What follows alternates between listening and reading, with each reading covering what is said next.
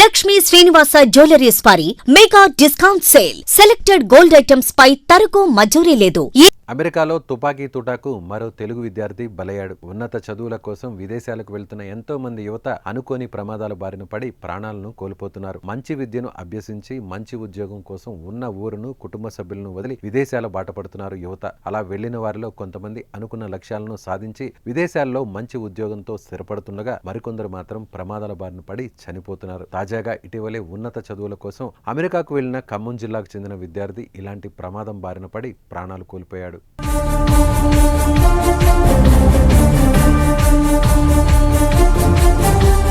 అమెరికాలో ఖమ్మం యువకుడిపై కాల్పులు కలకలం రేపుతోంది. చికాగోలో దుండగుల కాల్పుల్లో జిల్లాకు చెందిన నూకారపు సాయితేజ మృతి చెందాడు.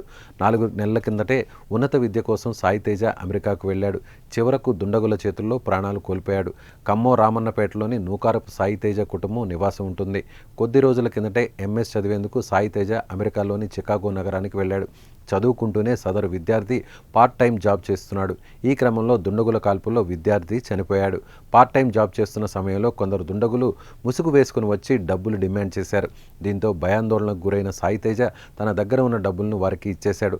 డబ్బులు ఇచ్చిన తర్వాత అక్కడి నుంచి వెళ్లిపోవాల్సిన దుండగులు విచక్షణ మరిచి విద్యార్థిపై కాల్పులు జరిపారు.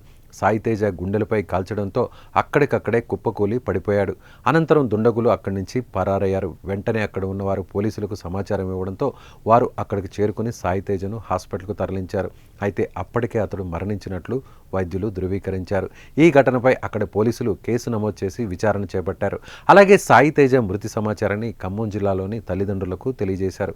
కుమారుడి మరణ వార్త విని తల్లిదండ్రులు కన్నీరు మున్నీరుగా విలపిస్తున్నారు.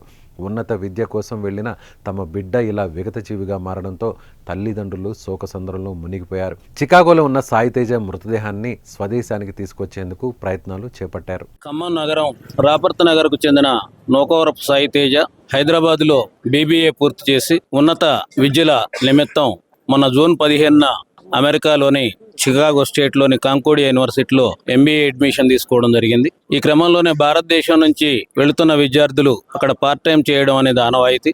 సాయితేజ పోగానే అక్కడ ఒక పార్ట్ టైం జాబ్ చూసుకోవడం జరిగింది. ఒక స్టోర్లో క్యాషియర్గా. అమెరికన్ కాలమానం ప్రకారం నిన్న సాయంత్రం 6 గంటల సమయంలో సాయితేజ క్యాష్ కౌంటర్లో ఉండగా దుండగులు ఆ స్టోర్లోకి ప్రవేశించడం జరిగింది. వెంటనే సాయితేజ క్యాష్ కౌంటర్ను వాళ్ళకి హ్యాండ్ ఓవర్ చేసినప్పటికీ ఆ క్యాష్ మొత్తాన్ని కూడా దోచేసుకొని ఆ దగ్గరలో ఉన్న సాయితేజని గన్తోని హతమార్చడం జరిగింది.